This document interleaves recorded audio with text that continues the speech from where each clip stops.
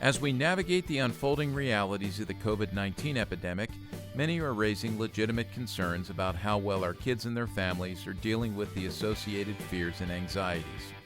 Mental health experts are developing models regarding mental health curves once this crisis is over. Youth workers and parents are called and positioned to work together to guide kids through this crisis with knowledge of the truths of the gospel and the hope that is ours in Christ. Join us as we chat with Counselor Julie Lowe about seizing this opportunity to lead our kids to mental and spiritual flourishing over the coming days and weeks on this episode of Youth Culture Matters.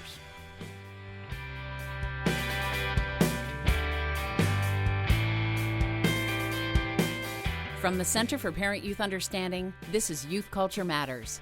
If you're a parent, youth worker, educator, counselor, grandparent, or anyone else who cares about kids, we're glad you've joined us for this practical, informative, and hope-filled podcast.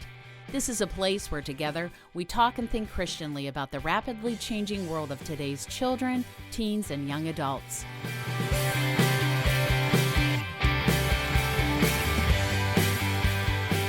Well, welcome everybody to another episode of Youth Culture Matters, and as we said the last time when we had a conversation on, I believe it was episode 101 with Dr. Ed Welch, it's a different world, and it's different again from the last time we were together as we work to navigate just some of this, the uncertainties that are happening around us. I know the word unprecedented has been used over and over and over again, but I'm not sure several if there's times. I'm not sure if there's a better one. Word that we could use right now. So, Jason, how are you guys doing out there on the West Coast? It's calming down out there. You guys started this, right, in the U.S., up in Washington? Not that you started it, but... Well, I mean, we were an epicenter, and then it moved east, and we're good. What's crazy is you add weather that you can't really predict. In one day, we had hail, rain, and snow, and then to add to the mix, we had an earthquake. Oh my! So I mean, it's unprecedented, unique, different. It's one of these things that I don't. It's one of these things as a grandfather I will be telling my grandchildren, and it will be it would like be telling someone I used to walk to school uphill both ways. Yeah, and it's so different. Yeah. I had a conversation with my mom about this and had read a book years ago about, I can't remember what it was called, Influenza or something, about what happened, I believe, in 1918. And that was really centered, a lot of that was in Philadelphia. And I didn't realize this, but my paternal grandmother actually came down with a flu and survived that and went on to live well over 90 years. So, yeah, this is, it's just kind of a weird time. It is. It challenges you to examine life, examine yourself. Really, it's caused us to really think about what does it mean to love on our kids, to be a family, to disciple our kids. All of these things are being asked in new and unique ways. And the truth is we have a lot more time to dive into that, which is great. Yeah. Well, this week, and you and I have talked about this, has been really kind of a crazy week for me. Monday, well, it was actually Tuesday morning, I woke up and I saw I received a text at 1:30 a.m. that a good friend of mine from college who went on to be the chaplain at our college and then do ministry in a variety of places. In fact, I was able to go speak for him in a variety of the places he's been. Tim Russell, Dr. Tim Russell, had died suddenly from the COVID-19 virus. I had a conversation with someone just a couple of days before that he'd been taken off a ventilator and was in fact recovering and probably coming home. And I had texted Tim earlier in the week just to let him know, get better, I'm praying for you. So it all became very, very real for me. And then on Tuesday, let's see, it's Thursday while we're recording here. I'm losing track of time. One of my mentors in my first 3 years in ministry, David Ed, who actually is the father of our dear friend Rebecca Ed Sparks, and some of you know her. We've had her on the podcast before. Yeah. He passed away. He went to be with Christ. And then yesterday morning, just about 24 hours ago, my dad went from this life into eternal life. So, it's just navigating this, and God is doing something, and God comes to us in the midst of our suffering and our difficulty, and as C.S. Lewis said, screams at us in our pain. And so I don't know about you, but the scriptures over the last few weeks have just come to life for me. It's like springtime Absolutely. in the scriptures, and the idols in my life are being exposed as things that have been important to me and I didn't even know it, have been taken away just because of having to hunker down. So yeah, there's a lot going on and a lot that people are navigating, and we want to talk about that today. Julie Lowe is with us. Julie, welcome. Thank you for having me. Yeah, Julie, I know, is familiar to many of you, and we've loved having her on the podcast. Julie is at the Christian Counseling and Education Foundation, where she's a counselor. She actually works alongside of Ed Welch, who we had on our last episode of the podcast. And Julie has already told me, since we're all in our own places except for me, I'm alone in our studio while Chris handles us remotely from home.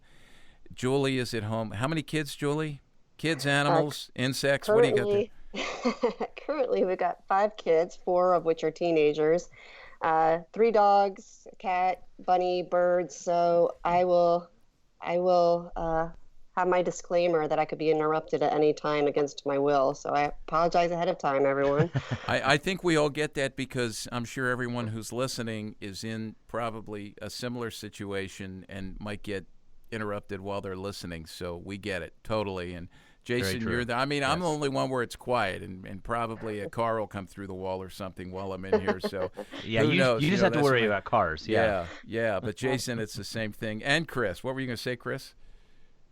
Oh, nothing. I thought he was trying to chime in. Yeah, that's why he's at home. So, Julie, we wanted to have you on today because you do a lot of counseling with children, teenagers, and families. Tell us just a little bit about that, so that folks who are not familiar with you know exactly what you're doing at CCEF. And then we want to talk about some of these mental health concerns. It seems to be coming up quite a bit, but a little bit about you first.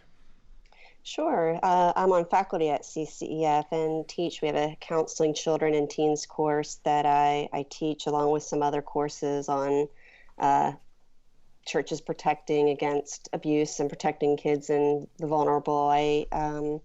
I developed a play therapy office for CCEF for kids and teens to have resources, and I've done a lot of writing on the subject. And so I would say a good half of my cases are with teenagers and families and kids at large. So really have a heart for knowing how to love them well, and helping families in particular know how to love their kids well. So, prior to everything happening with this coronavirus and the kinds of things that we're thinking about now, just paint for us sort of a general, broad, sweeping picture of some of your greatest concerns from what you were seeing in your cases with kids and families in terms of in normal life. What are they trying to navigate now? Sure. The things that will be obvious to all of you as well, but anxiety has been a rising struggle with young people, as well as issues of social media addiction, and probably what we'll get into later. But what's been my greatest concern is just the pushing out of any adult influence in the lives of young people. And so that's what makes this time and age actually a very unique opportunity for adults and parents as well, is that they're locked together with their kids. And my fear is they're gonna waste the opportunity they have before them. Wow. I've been thinking about that, and yeah, just a thought on that as you say that. And a lot of this is getting formed in my mind as we talk and as this whole situation unfolds. But the complaining that you hear from parents about, boy, I'm cooped up, I can hardly deal with this anymore. What skills and what knowledge, what perspective have we lost that's gotten us to this point where we think that way? hmm Well, the key word to me is perspective, actually. And I've caught myself as a parent having to think about that too. It's all perspective. I have an opportunity. I can see this as a curse or a blessing right now. And so, at least from an adult and a parenting standpoint, I want to see it as an opportunity. That's just there in my face to say, don't just occupy my kids, engage them, engage in relationship with them. And it's going to be an utter temptation for parents to occupy their kids so that they can maintain sanity, so that they can maintain their work. And I totally get it. I'm still working full time. I've got 5 kids. They've got to be schooling at home. Life is very, very complicated. But here's where perspective is so vital to say, I want to make every day a gift, and I want to make every day a mission to say, Lord, give me ways I can engage my kids well today. So there's going to be a lot of occupying, even as I have to occupy them now as we're talking. But there's also a very sweet opportunity to say, my kids are stuck with me, and I don't want to waste that. I want them to enjoy that. And think about it for a minute. I mean, my biggest fear was social media, and I don't hear many people talking about it. They're talking about the addictions, the change in health and brain activity, and all the things that are true about social media for kids and teens, how teen girls are more anxious, more depressed. Yep, all true. But my biggest fear is I watch how it is peers raising peers today. Yeah. And it used to be you would come home and parents at least had their kids at home in the evening or on weekends. Now it is kids come home and they go right onto social media, right onto Xbox Live, or right onto their computer, and they're slowly pushing out any adult influence, including parents. The relationship is not happening. So that's just utterly key to me to say, the opportunity now is you can keep letting your kids. I think even more addiction can happen during this pandemic to these issues, or parents can make an effort, a real concerted effort to say, I want you, I want relationship with you, and build that connection. Could you go a step further and even talk about that? Because I love the difference between occupy and engage. And just if a parent is listening, we have youth workers who are parents. I mean, sometimes just even flushing that out a little bit with regards to what might it look like for a parent to engage, because I know right now, last night we there was the planning for school, and we still have work, and we still have everything else, and we have this great opportunity, but it's so easy to just occupy rather than just make sure we're also engaging. So could you give maybe some pointers or things that you think about when you think of the word engage? Yeah, when I think engage, I think face to face, spending time together. And I talk about this a lot, and we struggle with this a lot because we're a 2-parent home who both work full time, and our kids have busy schedules. So I know it is never going to be easy for anybody. It's not easy for us, but I'll sometimes make a list, and my kids are notorious for saying, here's the 12 things we want to try to do this week, because I'll forget the next day. Oh, I had this brilliant idea yesterday of something I could do with them. Painting Easter eggs, going for a hike. We're going to play a board game once a night. We're going to watch the Skit Guys on YouTube and talk about it while I'm making them color adult coloring books. And we have a joke in our home. I call it forced family fun, because inevitably somebody's complaining about what we're doing, and I, as a parent, could be mad and grumpy about that, or throw my hands up and give up, or I can go, you know what, I know I'm an awful parent, but I love you, and so I'm going to force you to spend time with me. So we're just having some forced family fun today.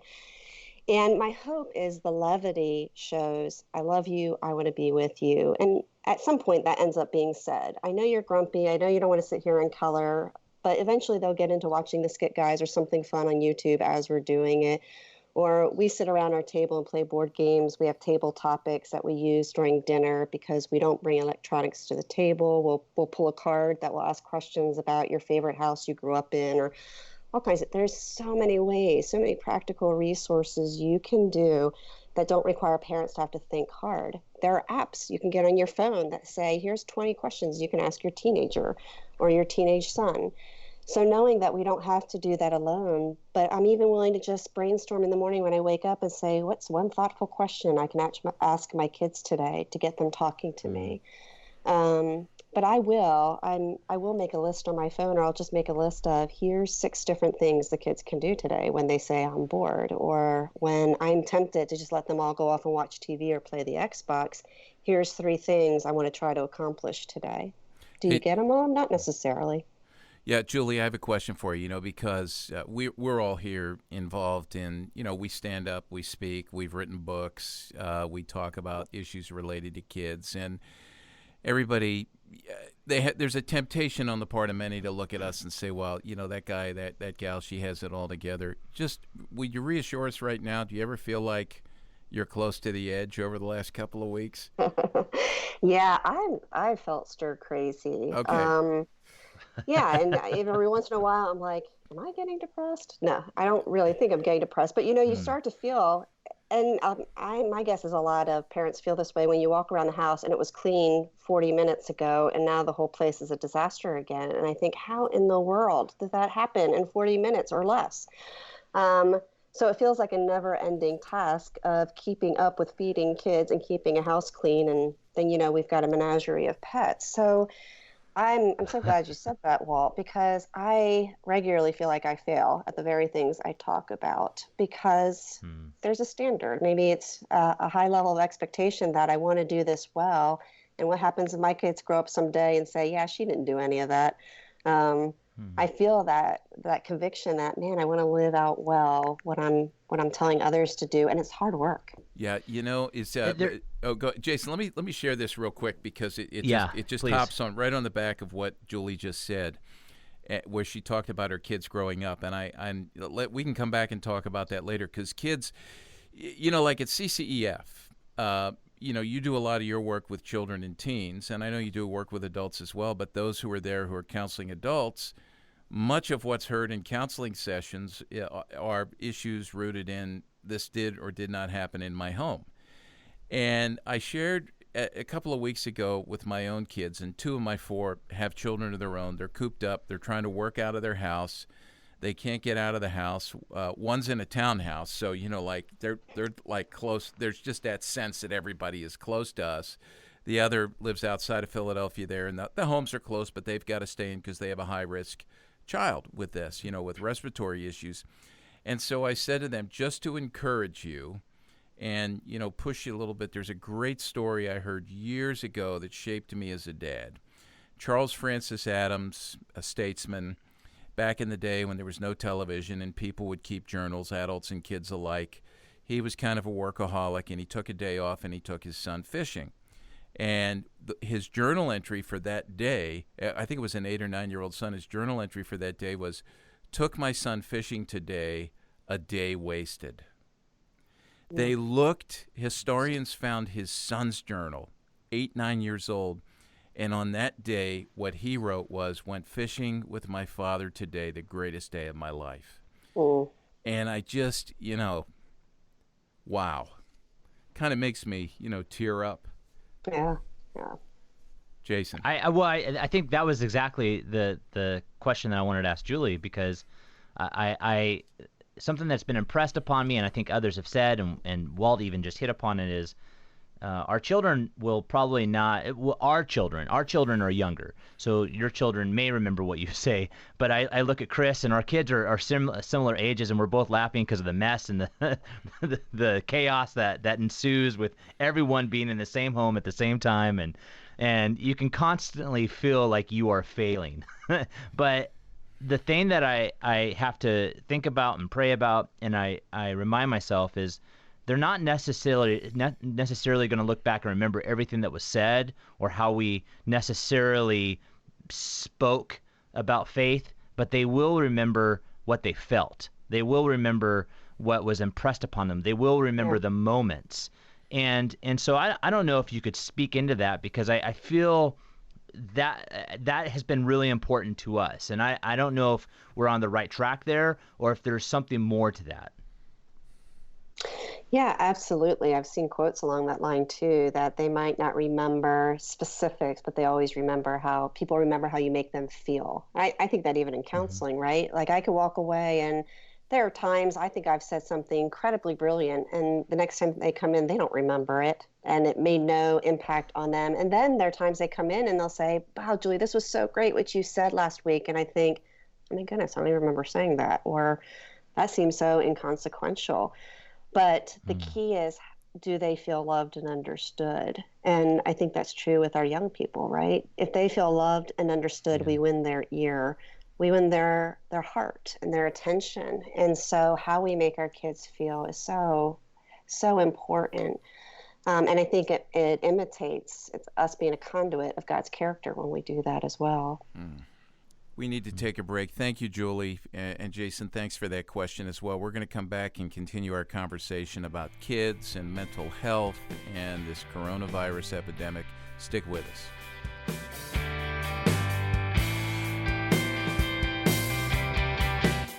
In an effort to help you help the kids you know and love navigate the difficult landscape of the emerging digital frontier to the glory of God, we've launched a Digital Kids Initiative here at CPYU. Thanks to a generous grant from a company called DAS, you can access our Digital Kids Initiative and a growing number of free resources and downloads by visiting the website at digitalkidsinitiative.com. This is one more way that we're helping you lead your kids to live lives where their faith in God is integrated into the growing amount of time they're spending with social media and technology.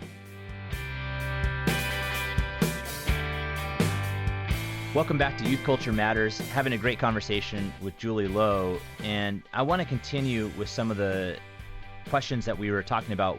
Walt had earlier asked the question, what is normal that you see when you're doing counseling with youth? I'm actually curious some of the things that you're seeing now. I know that we're really new in this pandemic, and we're not really sure what we're going to see, but is there anything that you are observing in the early stages that you would say is similar, different, it's transforming? Mm-hmm. Yeah, it is still new, but one of the things I'm starting to see is the putting kids on social media. And there's a big, when I say social media, I just mean technology and however that unfolds in order to occupy them, keep them happy. And I'll even hear parents argue, well, they need connection. They need social connection. So this is the way they do it. And I think, well, yeah, to some degree. But to some degree, I think we also are perpetuating a real problem as well. And I will gladly be wrong at the end of this. But my fear is kids who already have, I'll just use the word addiction for lack of a better word. I'm not sure I like that much, but it conveys the point, who struggle with these things. When you're in isolation, people look for meaning. They look for escape. They look for what gives them value or comfort. And I think that could perpetuate some problems that already exist, and it could create some new ones. So that would be my concern, that if we don't proactively consider how we're going to engage our kids well, we just let them fall into a narrative of getting your work done and then filling up your time with what makes you happy, I think there's going to be some major issues coming out of this. Do you think that it's a high, I mean, I kind of know the answer to this, but I am curious because I hear people say that they're less distracted now than they were prior. But I really wonder if we're replacing our distractions. Like I really wonder if there is something that's happening where we're just replacing one thing with another. Is that something you're seeing? Is that a possibility?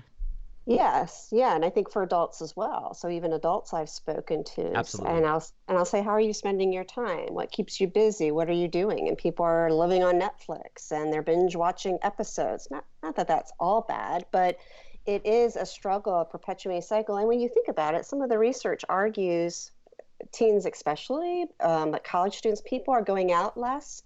They're socializing less as it is, and they're living through social media. And so now that you're forced in isolation, doesn't it make sense that that is going to be affirmed even more strongly in the lives of individuals who already might be tempted towards that end? And then you add people like us where busy life makes us get out and have to do things. I'm an introvert by nature.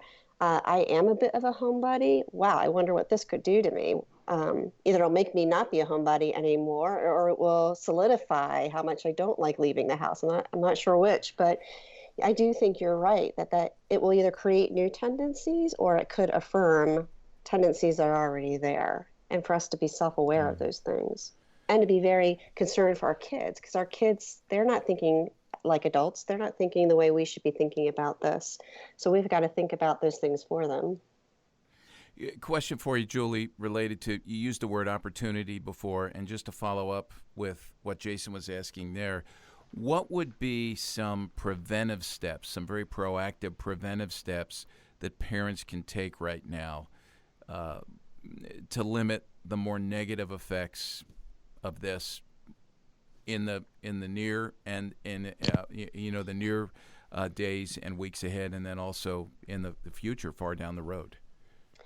Well, I think a couple of things, and they're just ideas. Every family's different, so I don't want these to be formulaic at all. But I think coming up with a schedule for our young people is really helpful. And it can be a loosely held schedule. It can be an ever-adapting schedule, but some kind of schedule of routine when they get up in the morning, when they get chores done, how much TV they're allowed to watch, how much time online they're allowed to have. And that you just start keeping those parameters to help maintain something healthy, that you get kids outside in the sunshine or taking walks with you. There comes the forced family fun, right? I've multiple times had my kids go for walks or dog walking with me. And by the end of it, it's actually really enjoyable. And it's enjoyable because I have to work hard at making it enjoyable, not because I just force them to get outside. And that's where I think the weight of responsibility falls on us as adults. That not only am I making them do hard things, but I am trying to make it enjoyable for them. And that at the end of it, they can delight in it. And delight in it might be too strong of a word, but it's what I go for when I can. Yeah, I think kids today are actually experiencing a little bit of, when we talk about, back in the old days when I was a kid. So now they're starting to get that. And I think just in neighborhoods, this is a huge opportunity for us to live out the gospel, to be good neighbors. We have a neighborhood Facebook page, and I know I'm reading that a lot of neighborhoods have that. And people are saying, if you need anything, let us know. We're willing to go get it. We're willing to do this. We're willing to do that. And I noticed the other day just in our neighborhood this, because Jason, I know, Chris, you've heard me lament this. You don't see kids playing outside anymore. Everybody's outside, keeping a distance, but families riding bicycles together. And I've been able to meet neighbors that I've seen and maybe I've waved to as I drive by in my car. But now that we're out walking, we get to meet each other. And so there is this sense of recovering what it is we were made for. And my hope would be, especially as you're talking about the screens, Julie, that when we are under the roof and in the house with each other, we are not, as Sherry Turkle says, alone together, but we are together. And the beauty of this, youth workers know this, because when they ask kids to shut down for a Bible study or a retreat, put the phone aside, there's a little protest. There's a little bit of, I don't know how I'm going to be able to handle this because I've never had to do this before. I've never experienced this. But when I do, I start to realize that I'm living into something that I was made for, and it's good. Like you said, we actually start to enjoy these things. So let me shift gears here and ask a question and just move more into some of what we're hearing in the news. I printed out some stories this morning. These would be more extreme as a result of the coronavirus crisis in terms of mental health. But yesterday, I believe, is when it happened. A man was shot, maybe 2 days ago. A man in New York had been diagnosed with the coronavirus. And he dressed up, went outside with an antique gun and a knife with some ketchup on it, threatened police, and was trying to commit, a suicide with police assistance, suicide by cop. So obviously extremely distraught. The German state financial minister, this hit the news a couple of days ago. He killed himself. A government official in Germany killed himself over coronavirus despair. And I know that, certainly for adults as well, this goes way beyond the issues of am I going to live or die through this, but what about my job? What about my finances? And I know that parents, when you're experiencing that, everybody in the house feels it. That goes viral. So there's that issue. And then a story last week of a teenager in Britain, and I'm sure we're going to hear more of these, unfortunately, a 19-year-old girl who attempted to take her life and eventually died from her attempt. She took her life because she was fearing the mental health impacts of isolation, that she couldn't be with her friends, she couldn't be out there, she was going to be locked up. So let's talk about that. And I know you've hit on some of this and preventing that, but even, as you counsel people, where do we go to find hope? How do we navigate this? How can we gain a perspective on this that would be more redemptive than destructive? I know I'm asking a lot there, so just go ahead. Yeah, I have several thoughts. So you guys can rein me in if I go off on a rabbit trail. But I think you're right that so you take somebody who the thought of being isolated is so overwhelming, they become suicidal. And what's complicated about something like that is already where their hope lied, or where their hope was lying, was part of the problem, right? I mean, and that's what we're seeing in our young people, that they will get anxious or depressed, or they'll have huge screaming matches with parents who threaten to take their phones away because their lifeline and identity is wrapped in something that was never meant to satisfy. I mean, that was already the problem. So then you add this on top of it, and it makes perfect sense that people are responding this way. You also tend to see people who have those kind of reactions, especially right now, this early on, stems from anxieties they already probably held. But then the longer this goes, I think it will stem some of that. You have adults who are fearing their jobs, how they're going to pay their bills. And that's where we have, again, a responsibility to protect our kids from our fears and concerns rather than to air them in front of our kids. So I think as a parent, regardless of what my concerns and fears are, I should work really hard to protect my kids from having those weights around their neck as well. And then I'd also say, especially for young people, I don't want to minimize, as concerned as I am about the way peers are raising peers and peers are influencing peers, I don't want to minimize either that I want my kids to be able to engage with their peers and to give them time to do that. And even for us to try to get creative. One of my daughters, texts her friends. I just said the other day, why don't we try to set up a Zoom meeting so you can actually talk with them and have face-to-face contact rather than all of this through text messaging. We have boys who they're totally into role-playing games and card games and board games, and we set up Zoom accounts for them to do that with their friends. It's something productive. It's not just the Xbox game, and it's face-to-face, and they're engaging themselves, they're getting social interaction. So I don't want to minimize the value of doing that. I just want to, as a parent, be really thoughtful and creative. That's a productive way to engage over social media or electronics. So I think there's twofold what you're saying, Walt, is one is those who might tend to struggle with underlying anxieties and issues, now this pandemic just throws that all up in an explosive way. And then you have, the longer this pandemic goes, the greater chance of creating some of these things as well. And let's talk about that, because some would say, boy, this is a bad thing that this is happening. But is it possible to look at this when it exposes these things? Like I said earlier about, the idols of my life are being exposed. I mean, it's painful, and it's happening fast, and it's right in front of my eyes. I see it. I have to deal with it.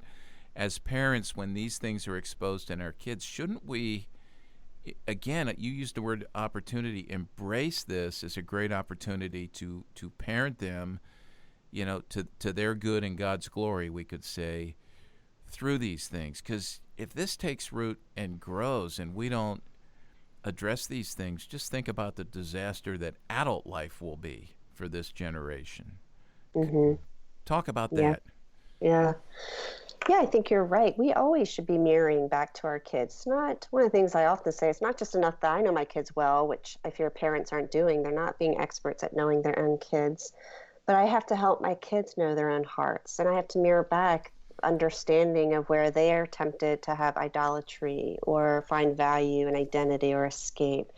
And that's revealed. That's revealed. The more they're at home, the more they're looking for ways of coping with their own boredom or their own desires. And so if I'm paying attention, I'm seeing those things, and it gives a unique opportunity to speak into it and to say things like, "Hey, buddy, I don't care you're on Xbox, and Xbox is fine, but to want to live on that all day long, or to be mad at me because I'm keeping it from you, what does that say?" And I'm just willing to have a conversation about it rather than go in lecture mode or just bring down the hatchet and give consequences. But I want to always be appealing to their heart and say, "Hey, I'm fine with you doing this, but I'm a little concerned. Why might I be concerned?" And they usually shrug, "I don't know."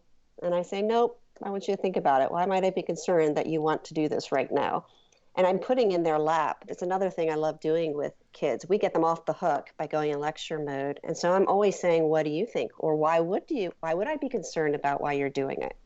"I don't know, because you're a strict mom." "No, try again." And I keep giving it back to them, because what I'm forcing them to do is have to think for themselves. It's not me spoon feeding my opinions to them. It's them having to use their own ability to be logical. And I also think it builds relationship too. And like I said before, I like to try to bring humor into it. That's good. Well, let me. I want to. I don't know if this is taking a step back or not, because I appreciate what we're talking about. But one of the things that I really wonder about is with parents processing this with their kids. Walt just shared a number of stories. I think the conversation my wife and I are having is, how do we, and I've had this with youth pastors too, with youth workers, how do we process this with our youth, with our own kids? How do we speak the reality without adding more anxiety, stress? Because this is something that it's really hard to put into words.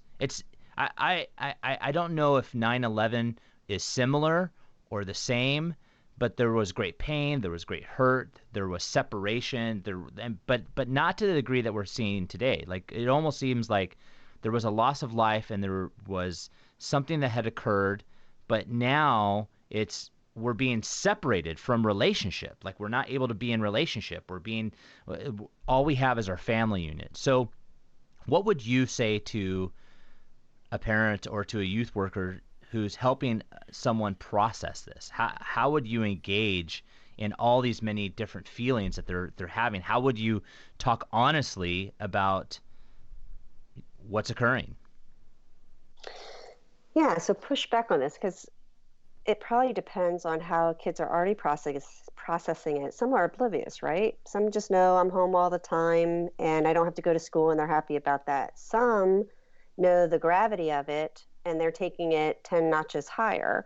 Some are just frustrated because they can't see their friends. So every child and teen responds differently, right? And whether they take the coronavirus seriously or not, they're responding to it based on what it brings out about them, being separated, or some of them love being home. So it's hard to answer that, because every child's different. Some kids, and some of my kids, just do really well when we're thoughtfully saying, here's what the coronavirus does, here's how it's similar to the flu, here's how it's not, here's why it's such an epidemic right now.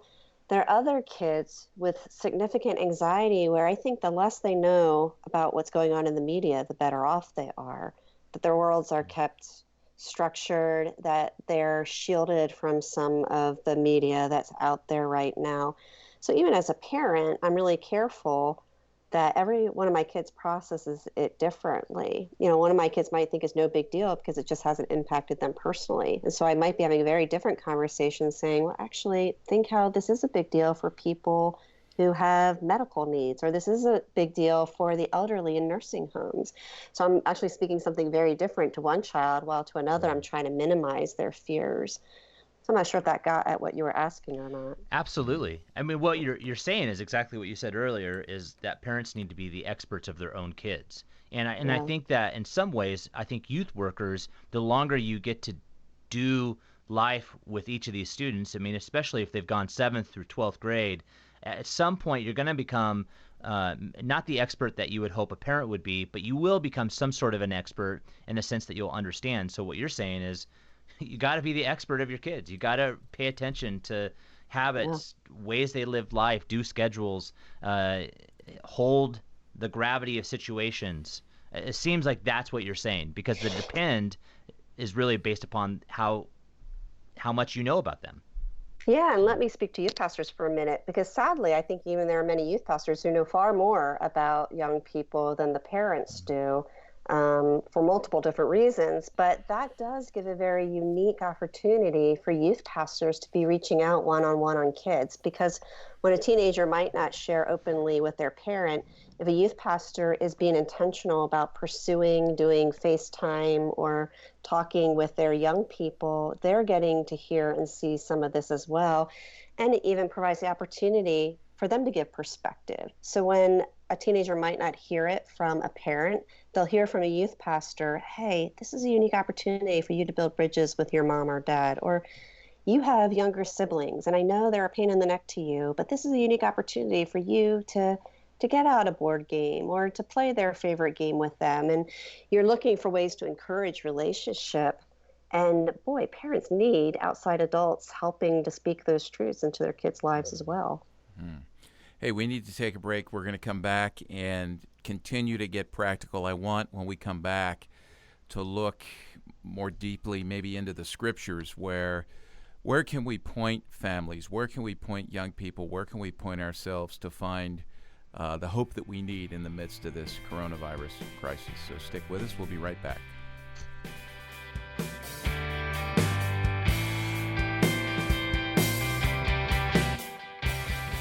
I want to tell you about one of our best-kept resource secrets here at CPYU.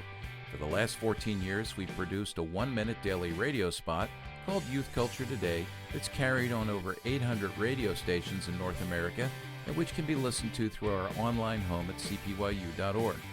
Recently, we've relaunched, rebooted, and rebranded Youth Culture Today so that it will reach more parents and youth workers with timely and practical tips on how to help kids navigate the challenges and opportunities of living in today's world.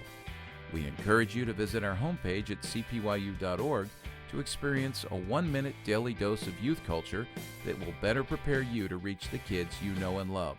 Or search for Youth Culture Today on your favorite podcast platform. Youth Culture Today is one more free resource we've created to help and support you as youth workers and parents.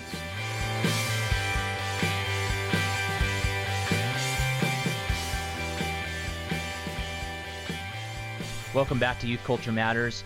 We're going to continue the conversation we've been having, and I just want to dive into some of the practical. In fact, during the break, Julie, you brought up a few great points that I think would be really helpful for our listeners to hear. So would you just maybe dive into some of that?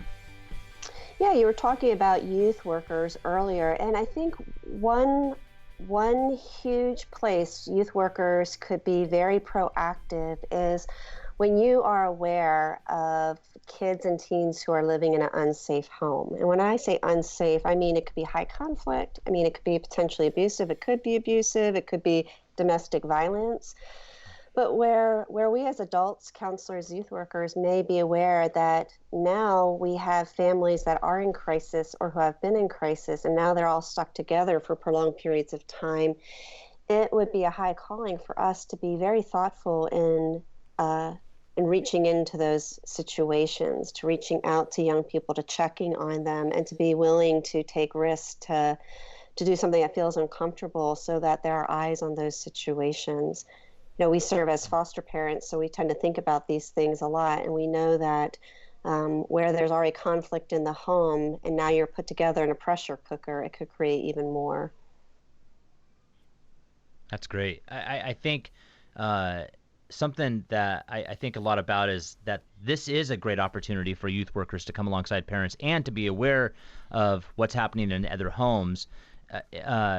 Would you say not only maybe in areas where there are issues at play inside the home, is it also an opportunity maybe for the youth worker to if they've never partnered with their parents, to partner with them in this, to kind of walk alongside, to help in ways that maybe they've never done, and this be the moment that spurs that relationship?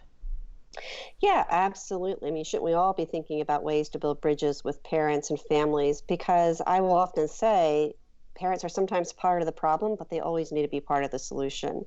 So, as a Mm-hmm. youth worker, I would hope I'd always be seeing parents as somebody that I want to be part of the solution. That I'm always, as a counselor, I'm always looking for ways to build bridges between parents and their young people, because my job's to work myself out of a job. Hmm. One other question I want to ask before, I know you want to get into some of the biblical wall, but I do think about this both with youth workers and then also with parents, but it's the boundary around social media. Because one of the things that is happening is social media is becoming the platform with which we communicate. I have seen more church services online than ever before. I'm seeing more live feeds than ever before. It's become the way that we engage. And so I'm just curious what you might say, because boundaries are going to look different than what we would have said 4 weeks ago.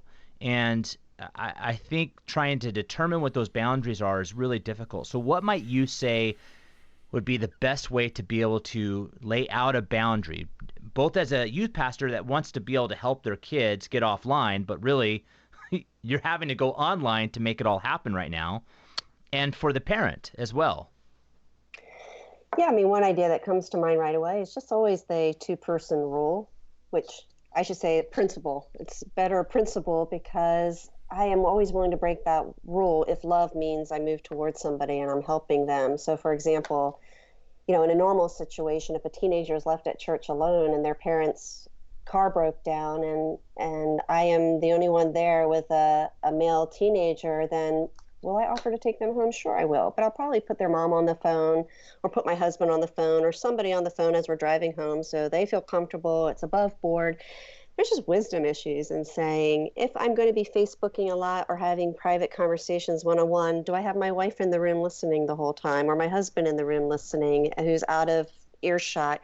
Do the parents know I'm Skyping regularly and they're okay with that? Do I always meet with two kids online whenever I can? So there's at least a group of three together.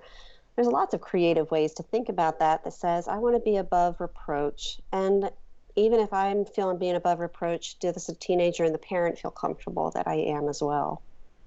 That is so good. So let's shift into talking a little bit about the biblical, because I mean, I truly believe, we are made for a relationship with our Creator, and the Scriptures are a deep, deep guide for life. And I know that over the course of the last few weeks, as I said earlier, they've become more and more real to me. I mean, everything I'm reading is jumping off the page. It is really something. I don't know how to describe it, but that's happening, and it is so helpful for me to get perspective. I think about our friend Scotty Smith, who always talks about, preaching the gospel to yourself. And I think in the midst of these things, it's kind of like, it's like the movie scene where someone is in a dangerous spot and they start to recite the Lord's Prayer, the 23rd Psalm. Our lives need to be like that we're going to the Scriptures and constantly reminding ourselves of who God is, who we are, that He is our refuge, our strength, and we could just go to numerous Scriptures, Genesis to Revelation, that would help us with that. I, this morning, was reading one of the devotional books I use, took me into Isaiah, and in the 43rd chapter, verse 19, it says, "Behold, I am doing a new thing. Now it springs forth. Do you not perceive it? I will make a way in the wilderness and rivers in the desert."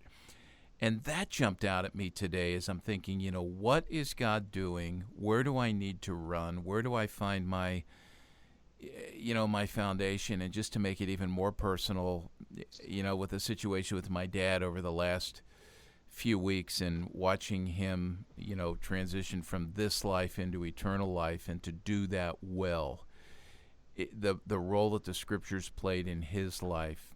Help us, and anybody can chime in here, help us to know where to turn, because I don't want us to turn to the wrong place. Charles Taylor, in his book A Secular Age, talks about how we live in this imminent frame, that our lives, for the most part, people in our culture don't think beyond the here and now. And we need to move into what he calls the transcendent frame, that there is more to life than the now and what we see and what we can touch at arm's length, that God is at work. So all that to set the table to maybe hear you talk a little bit about that. What would be helpful to parents and to youth workers right now? I love using the Psalms, and the Lord as our refuge is a great example, a great metaphor. But the Psalms are packed with metaphors of being a high tower, hiding in the shelter of his wing, God as a refuge. And this past year at CCF, our conference was all on anxiety, and I actually did a talk on fears for the future, which is well before all the coronavirus stuff. But I talked similarly about personal experience of going through a house fire and finding out our son was losing his vision, and several tragic things that were happening all in a very short period of time in our life. And how I began, I used the word anticipatory anxieties. I began finding things to be fearful of moving forward. I catch myself praying, saying, Lord, please don't let Greg get in a car accident today, my husband. Please don't let something bad happen to the kids.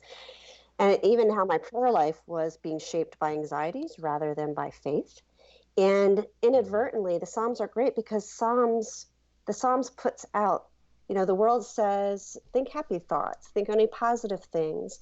But Scripture's not afraid of anticipating all the things that might happen. As a matter of fact, Psalms throws them out for us. It says, though your mother and father forsake you, though the mountains fall into sea, though your enemies encamp about you, the Scriptures anticipate every bad thing that could potentially happen and says, although that happens, God is your refuge. He is your very present help in time of trouble.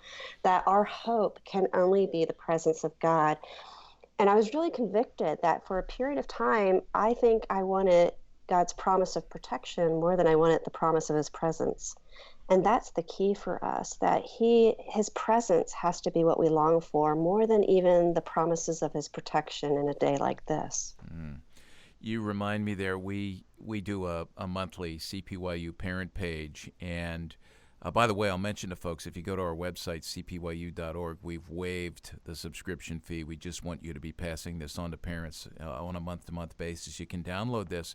And for this month, the month of April, obviously, I'm not going to write about, substance abuse. I'm not going to write about kids in media. I'm going to write about the pandemic. And I wrote about pandemic parenting, and the thing that came to mind, and Julie, you brought this up, difficult providences, that God works in our lives, whittling away our dependence on ourselves and on other idols through difficulty. And you mentioned the Psalms as well, and I had just turned here to one of my favorites, Psalm 119, which is really all about God's Word. And I have circled some verses here.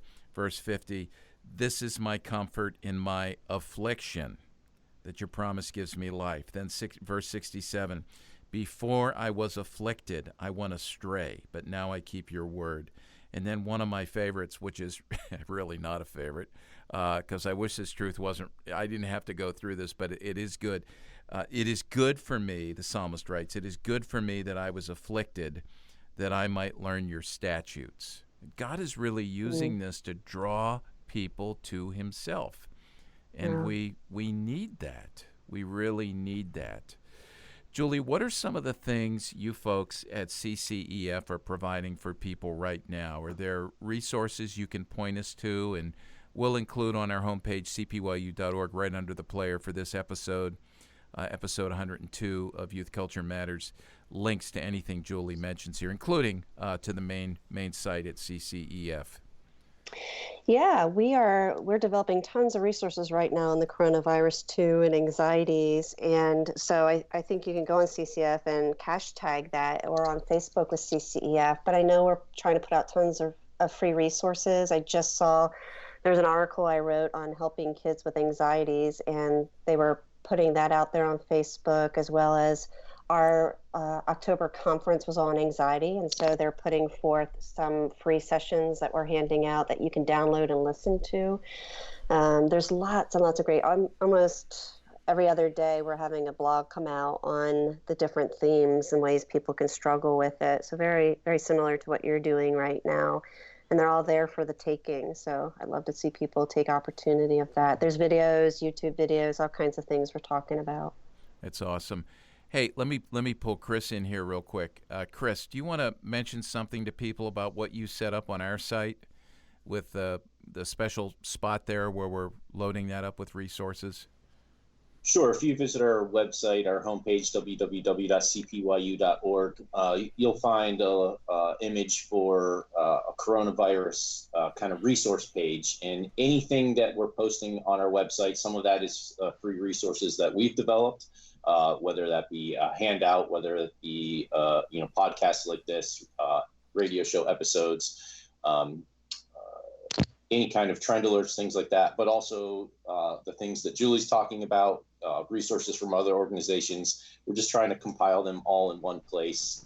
And there's a good number of things there available for people. So if they visit our website, cpyu.org, look for the coronavirus resource page right there. You can link to it from the homepage. And anything that we're finding helpful for parents and youth workers, we're putting all in that one spot.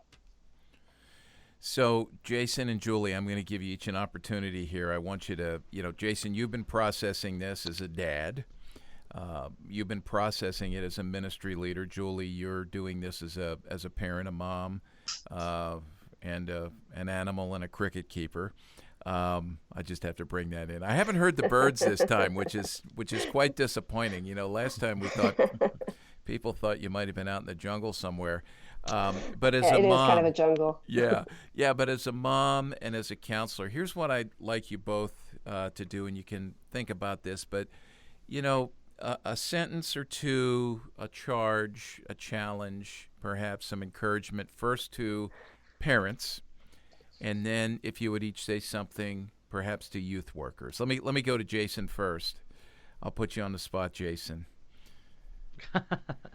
Well, the thing that has come to mind is that this is an opportunity for us to see the kingdom at work, that we actually have an opportunity unlike any other that I can ever remember in my over 40 years of life, that this is the one time, the one moment where we get to be a sweet fragrance to our community and to our city and even to our region, and it's going to be in the way that we build relationship with other churches, the way we build relationship with other ministries. It's the way we do life within our family, and that probably is the most important thing. The thing that I've realized is so often I can be so focused on every other ministry opportunity that's taking place outside of my home, but the greatest opportunity that I have right now is in my home. And that example that you gave earlier in our episode, Walt, of the two diary entries of the father and the son, I think that our listeners need to pay attention to it, because that to me is really, really important. Because at the end of this, I want my kids' diary entries to be similar.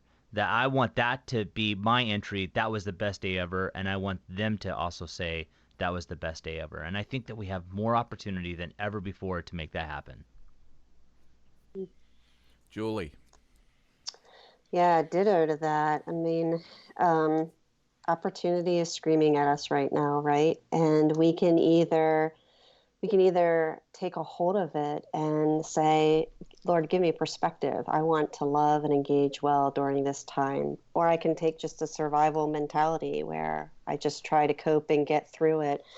So I really hope parents in particular will ask the Lord to give them a desire for this to be a deeper engagement with their kids, and that they'll look for ways to do that. It's not easy. There's not people like me who it just comes so much easier for. It's work, it's effort, it's getting up in the day saying, how can today be a good day in our home? How can I make an effort to bring something new to light for my kids that is enjoyable? And then for youth workers, wow, you really have an opportunity of checking in on young people and families and encouraging in ways you never have before. It's really easy to sit in youth group and to say, you should want to build bridges with your parents and your siblings, and here's some ideas. And then they go about their merry way and keep living life. But here's a unique opportunity where they actually are in the home. They have no place to go. So for a youth worker speaking into a teen's life and encouraging some movement towards family is a wonderful, wonderful opportunity as well. That's good. I love that from both of you. I'll wrap it up with this.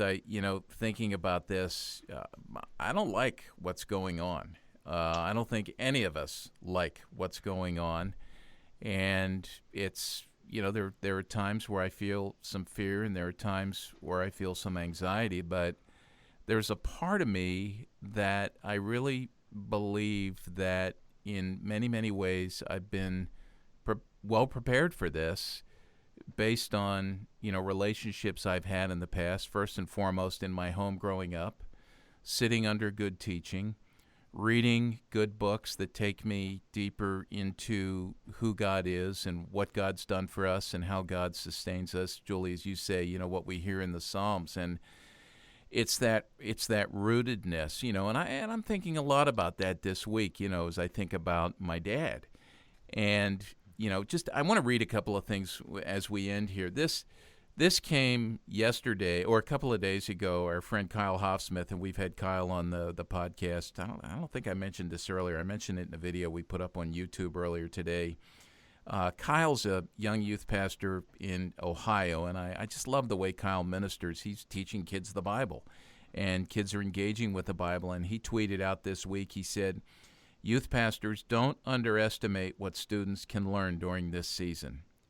I think we shoot way too low, and I think we disrespect the cognitive and intellectual abilities of our kids to deal with deeper things of the Christian faith and the Christian life. And even if we think they're not there, certainly this situation is creating fertile ground for that to happen." And then the second thing I'll share, which is related, because we want to take kids deep, right, in the home and elsewhere. So yesterday I posted this little thing letting people know about, my dad's passage yesterday from this earthly life and his pilgrimage into life with Christ, the presence of Christ yesterday. And a buddy of mine, Byron Borger, who runs Hearts and Minds Bookstore, wrote this little comment, and it was great. It was very heartfelt, and I love Byron and what he said. And he shared words that our mutual friend Steve Garber, and Steve was in touch with me yesterday as well. He shared something that Steve Garber had said to him years ago, and it was this: "May the things you most deeply know to be true sustain you." May the things you most deeply know to be true sustain you. And then Steve chimed in after that, after Byron posted that, and said, yes, as Steve does, yes, amen.